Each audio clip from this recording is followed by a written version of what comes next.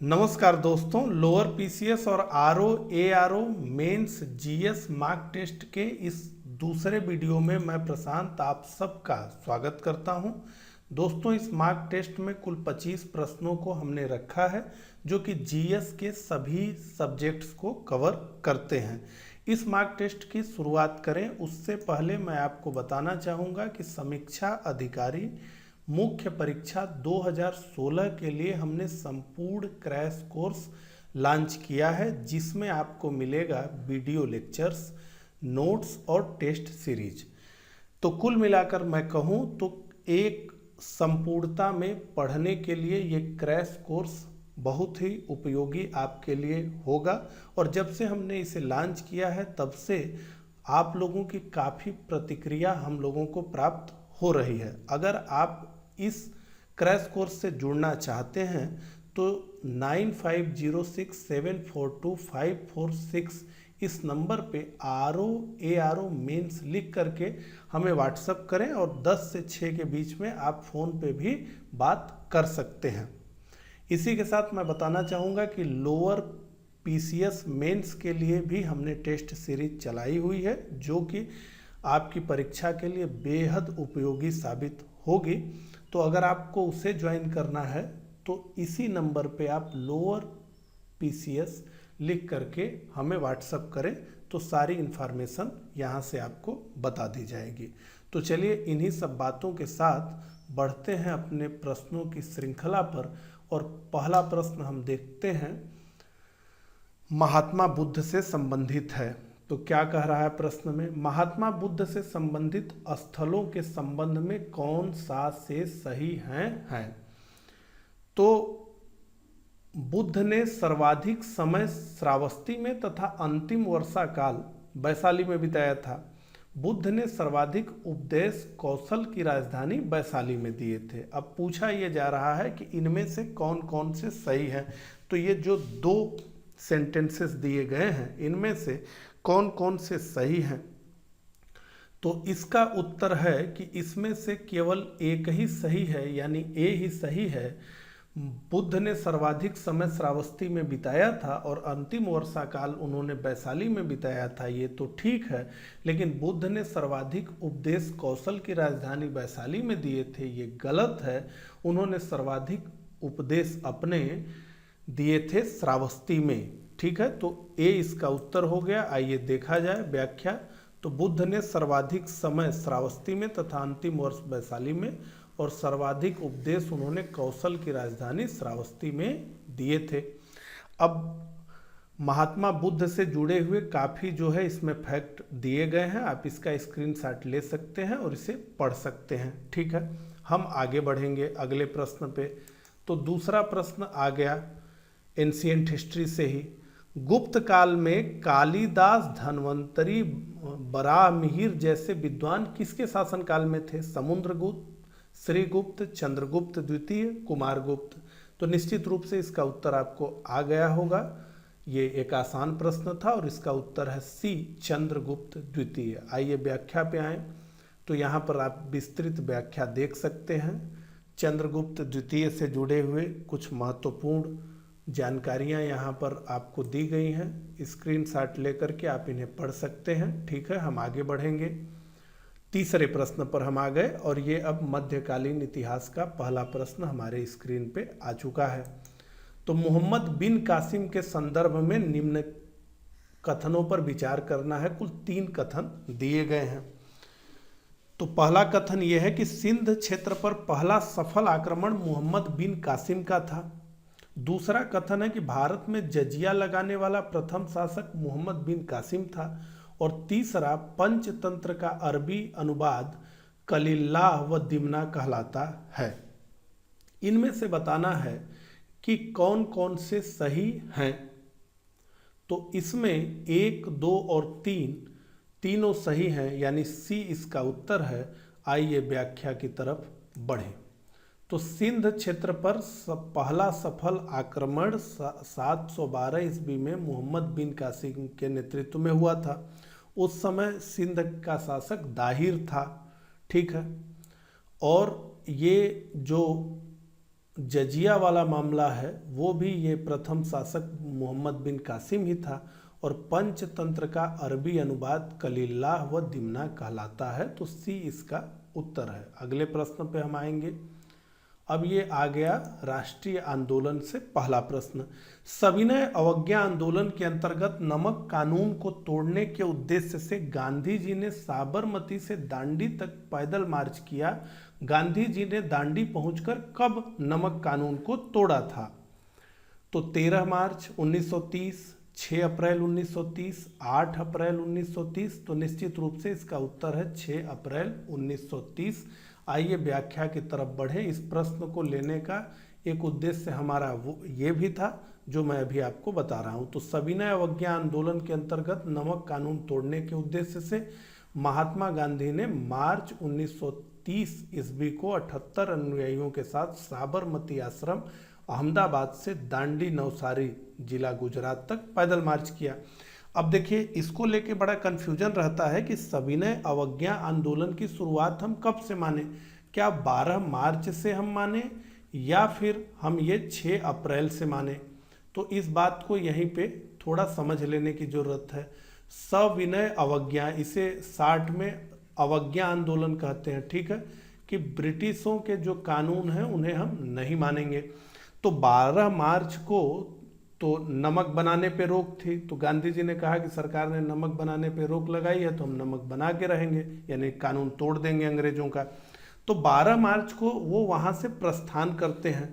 तो कई लोगों ने कहा कि ये 12 मार्च ही होना चाहिए कि सविनय अवज्ञा आंदोलन की शुरुआत हो गई जैसे ही गांधी जी ने अपना जो है मार्च शुरू कर दिया। लेकिन वास्तविकता ये है कि नमक तो 6 अप्रैल को उन्होंने बनाया था। तो 6 अप्रैल को नमक बनाया था, यानी कानून जो अंग्रेजों का था वो टूटा था 6 अप्रैल को। 12 मार्च को वो कानून नहीं टूटा था, 12 मार्च को तो वो रास्ते में थे, जा रहे थे। तो इसलिए ये हमेशा जो है ध्यान रखिए कि 6 अप्रैल 1930 से ही सविनय अवज्ञा आंदोलन प्रारंभ हो गया। अब आयोग कहाँ का आयोग क्या मानता है वो तो अलग विषय है, लेकिन फैक्ट यही है कि 6 अप्रैल 1930 को ही सविनय अवज्ञा आंदोलन प्रारंभ हुआ। क्यों प्रारंभ हुआ? क्योंकि उसी दिन जो है कानून की अवज्ञा गांधी जी ने किया। 12 मार्च 1930 को तो वो केवल चले थे, लेकिन कानून की अवज्ञा हुई कब? जब 6 अप्रैल को उन्होंने नमक बना दिया तब। तो ज्यादा विस्तार में व्याख्या हो गई। अब अगले प्रश्न पे आ जाते हैं। 5वां प्रश्न, ये भी इंडियन नेशनल मूवमेंट से प्रश्न है। सूची 1 को सूची 2 से सुमेलित कीजिए तथा नीचे दिए गए कूट का प्रयोग करके सही उत्तर चुनिए। तो एक तरफ तो संस्थान है और दूसरी तरफ उनके संस्थापक हैं या उनसे जुड़े हुए लोग हैं।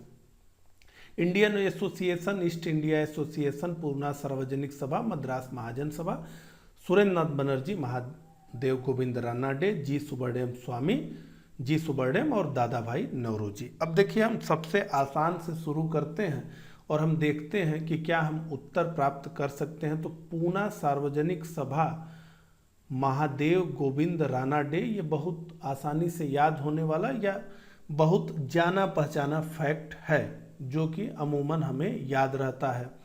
तो अगर सी का 2 है, सी का 2 है, तो सी का 2 हमें केवल 2 जगह मिल रहा है, एक तो ए में मिल रहा है और एक बी में मिल रहा है।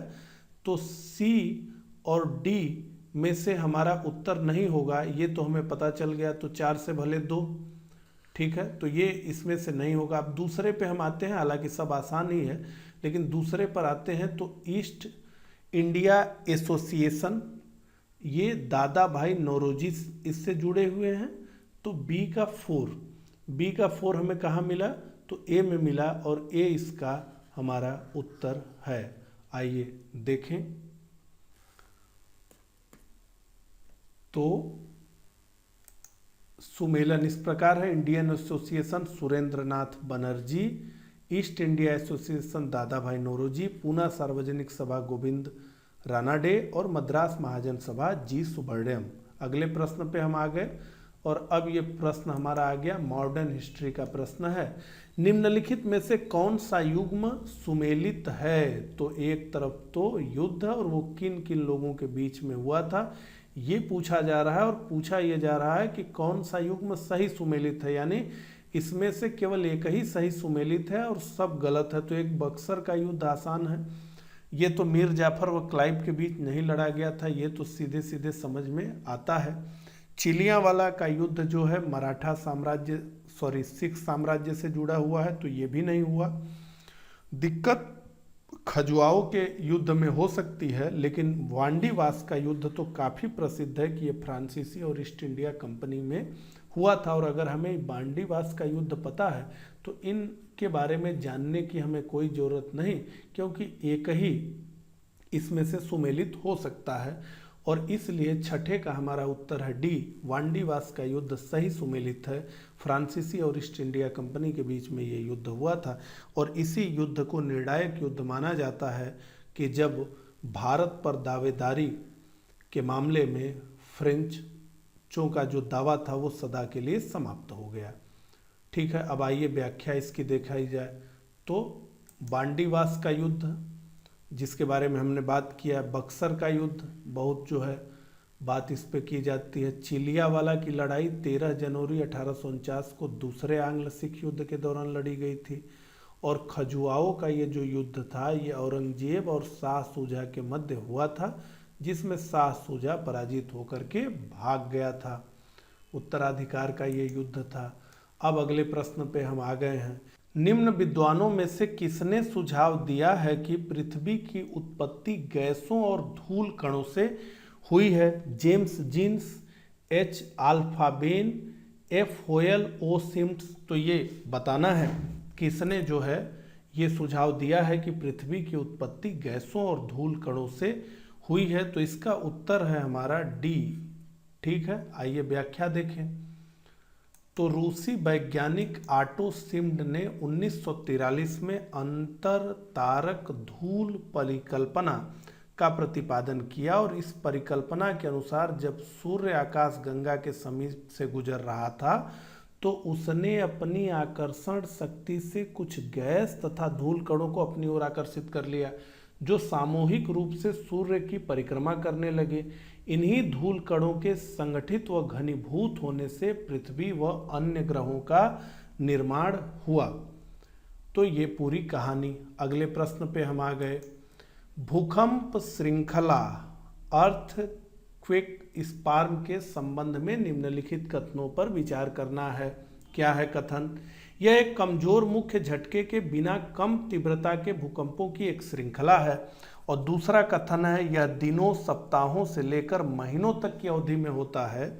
और इन दोनों कथनों में से सही कथन का चयन करना है इस कूट से और उत्तर बताना है।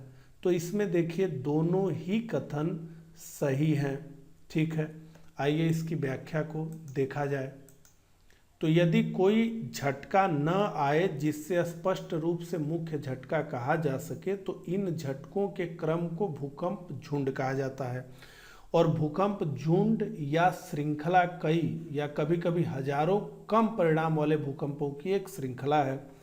तो हजारों बार झटके लगे जो एक मुख्य झटके के बिना ही होती रहती हैं। तो कोई बहुत बड़ा झटका तो नहीं आता, लेकिन ये लगातार चलता रहता है और स्थानीय क्षेत्र में होते हैं और कुछ दिनों, हफ्तों से लेकर महीनों तक की अवधि में बिना किसी स्पष्ट अनुक्रम के आते रहते हैं। ठीक है, तो ये पूरी इसकी कहानी हो गई। अगले प्रश्न पे हम आ गए। ज्वालामुखी पर्वतमाला सामान्यतः कहाँ पाए जाते हैं? प्रशांत महासागर, अटलांटिक महासागर, हिंद महासागर, आर्कटिक महासागर। तो निश्चित रूप से इसका उत्तर आप जानते हैं, 9th का उत्तर है ए, प्रशांत महासागर।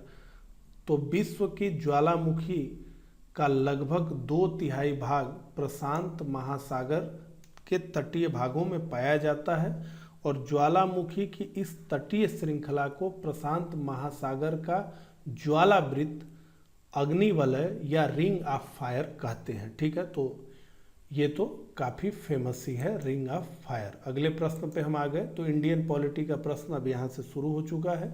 निम्नलिखित कथनों पर विचार करना है। 2 कथन दिए गए हैं। मौलिक अधिकारों और राज्य के नीति के निर्देशक सिद्धांतों में संशोधन के लिए आधे राज्यों के समर्थन की आवश्यकता है। अगला, आधारभूत संरचना बेसिक स्ट्रक्चर डॉक्ट्रिन जो है का सिद्धांत भारत के संविधान में स्पष्ट रूप से उल्लेखित है। तो बताना है कि कौन से कथन इसमें से सही हैं, और निश्चित रूप से आप जानते हैं कि ये कथन दोनों ही गलत हैं, क्योंकि मौलिक अधिकारों और राज्य के नीति निदेशक सिद्धांतों में संशोधन के लिए आधे राज्यों की समर्थन की आवश्यकता नहीं होती। आधे राज्य तभी पिक्चर में आते हैं किसी भी संशोधन में जबकि वो संशोधन भारत के संघीय ढांचे से जुड़ा हुआ हो, फेडरल स्ट्रक्चर के भारत के फेडरल स्ट्रक्चर को वो प्रभावित करता हो। तो निश्चित रूप से ये गलत है, और आधारभूत संरचना का सिद्धांत भारत के संविधान में उल्लेखित नहीं है, बल्कि विभिन्न केसेस में ये जो है लगातार निकलता हुआ चला जा रहा है। तो ये दोनों ही कथन गलत हैं, और इसलिए न तो एक न ही दो, तो डी हमारा उत्तर है 10 का। आइए देखें। तो यहाँ पर व्याख्या आपके सामने है जैसा हमने बताया। तो संविधान की आधारभूत या मूल संरचना का तात्पर्य संविधान में निहित उन प्रावधानों से है जो भारतीय राजनीति और लोकतांत्रिक आदर्शों को प्रस्तुत करता है। इन प्रावधानों को संविधान में संशोधन के द्वारा भी नहीं हटाया जा सकता, और संविधान में आधारभूत ढांचा का कोई उल्लेख नहीं है, किंतु न्यायालय के विभिन्न वादों के निर्णयों के माध्यम से इसे स्पष्टतः समझा जा सकता है। भारत में संविधान की आधारभूत संरचना के सिद्धांत को केशवानंद भारती मामले से जोड़ करके देखा जाता है, यहीं से ये निकला है। उत्तर प्रदेश पीसीएस का फेवरेट प्रश्न, लगभग हर वर्ष ये रिपीट हो रहा है। निम्नलिखित कथनों पर ध्यान दीजिए। तो 3 कथन हैं, इन पे हमें ध्यान देना है। पहला, केंद्र और राज्यों के बीच किया गया शक्तियों का विभाजन भारत के संविधान में भारत शासन अधिनियम 1935 की योजना पर आधारित है। राष्ट्रपति की अध्यादेश निर्गत करने की शक्ति 1935 के अधिनियम से प्रेरित है। भारत में संघीय शासन की व्यवस्था 1935 के अधिनियम से हुई थी, और उपरोक्त कथनों के आधार पर निम्न कूटों से असत्य कथन का चयन करना है।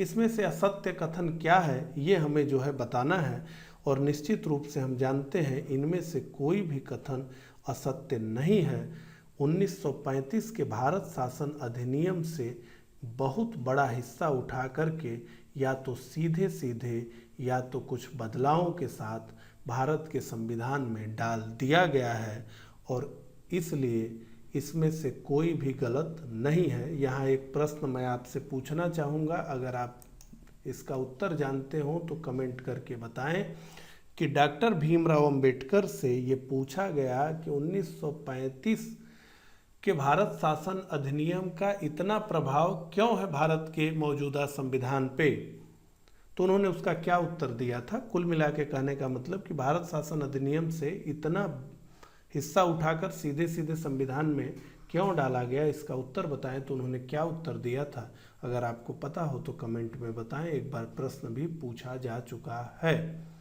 अब आ गए हम 12वें प्रश्न पर।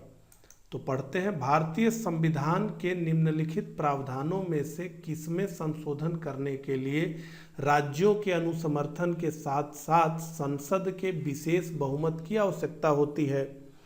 अनुच्छेद 368 में संशोधन करने के लिए, राष्ट्रपति के चुनाव के लिए, सर्वोच्च न्यायालय और उच्च न्यायालयों के न्यायाधीशों के निष्कासन के लिए, संघ और राज्य की कार्यकारी शक्ति के विस्तार के लिए नीचे दिए गए कूट से सही कथन का चयन करना है। और अगर हम ये देखें तो 1, 2, 3 और 4 सभी में संशोधन करने के लिए राज्यों के अनुसमर्थन के साथ साथ संसद के विशेष बहुमत की आवश्यकता होती है। ठीक है, तो यहाँ पर देखिए सी इसका उत्तर है।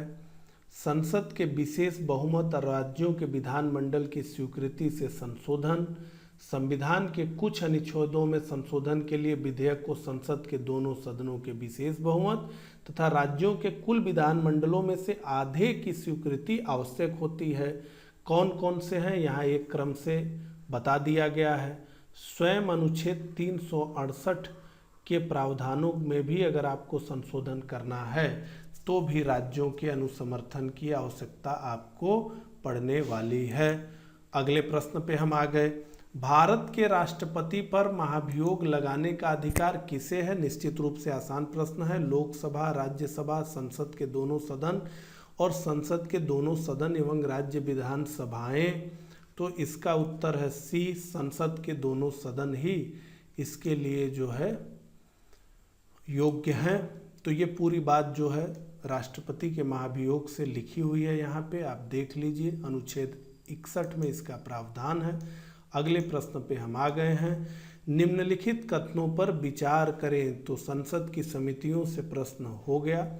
लोक लेखा समिति का अध्यक्ष लोकसभा द्वारा नियुक्त किया जाता है और लोक लेखा समिति में लोकसभा सदस्य, राज्यसभा सदस्य और उद्योग व्यापार के कुछ माने जाने व्यक्ति सम्मिलित होते हैं। तो आपको पता ही चल रहा है कि ये तो गलत ही है। कोई व्यक्ति कहाँ पहुँच जाएगा इस तरह की संसदीय समितियों में, ठीक है। तो ये 14 का हमारा उत्तर है, एक, केवल एक। आइए व्याख्या को हम देखें।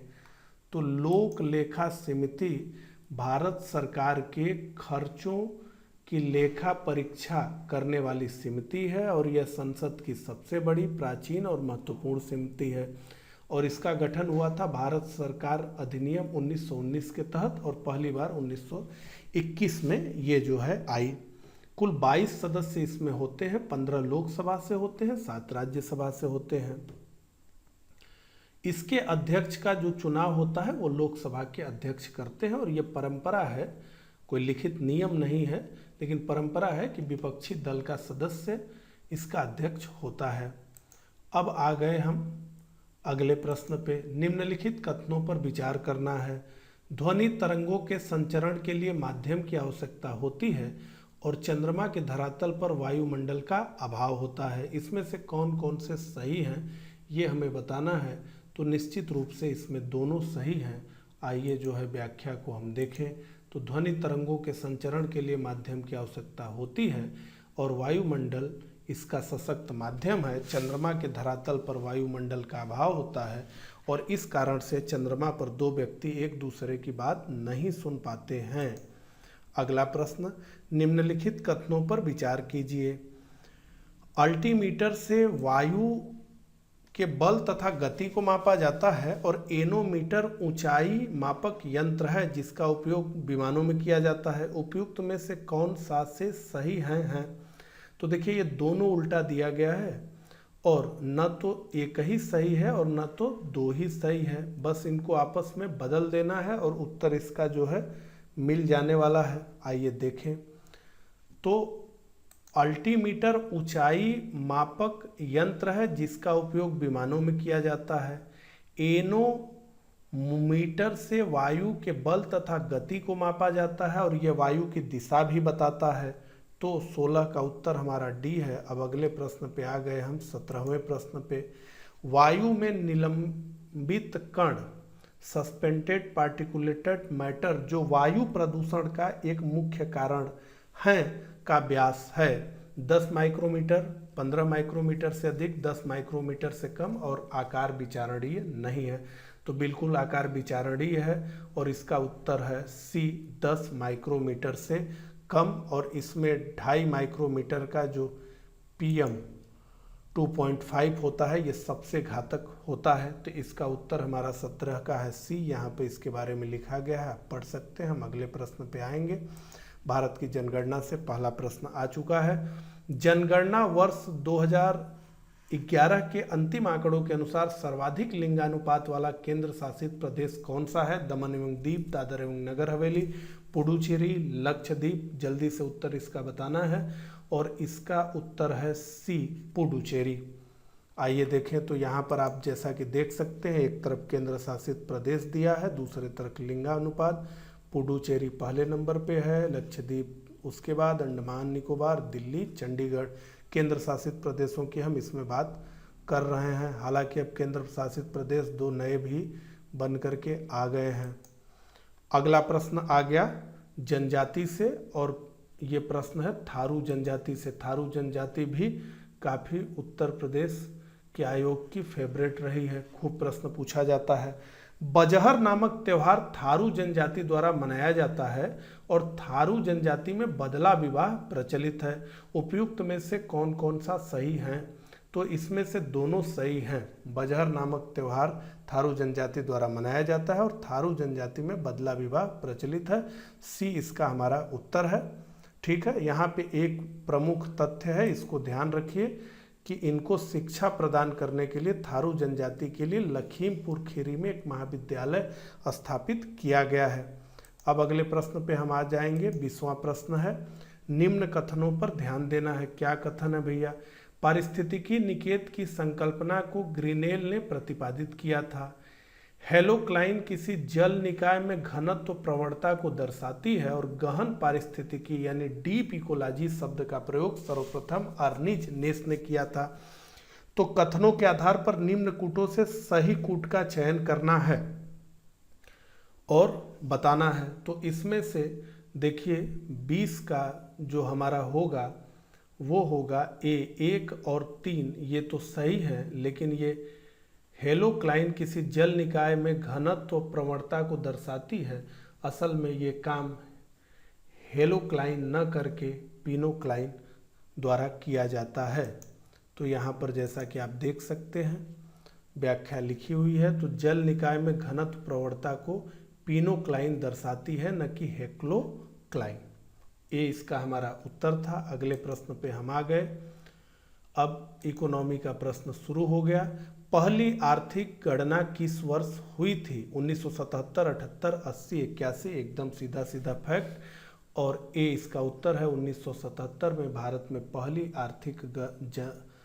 आर्थिक गणना हुई थी। ठीक है, अब यहाँ पर एक प्रमुख तथ्य है, ताज़ा मामला है।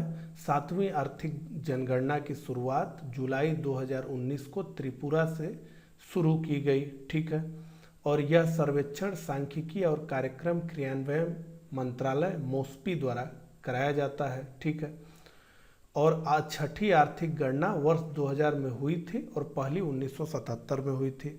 ये फैक्ट याद रखिए, महत्वपूर्ण है। अगला प्रश्न, उप मुख्य संकट सब प्राइम क्राइसिस शब्द निम्नलिखित में से किस घटना से संबंधित है? तो निश्चित रूप से ये काफ़ी पुराना प्रश्न हो गया है और आर्थिक मंदी से ये जुड़ा हुआ है। और अमेरिका में जो है ये सब प्राइम मंदी आई थी, वो पूरा जो है मकान और फ्लैट्स का मामला था।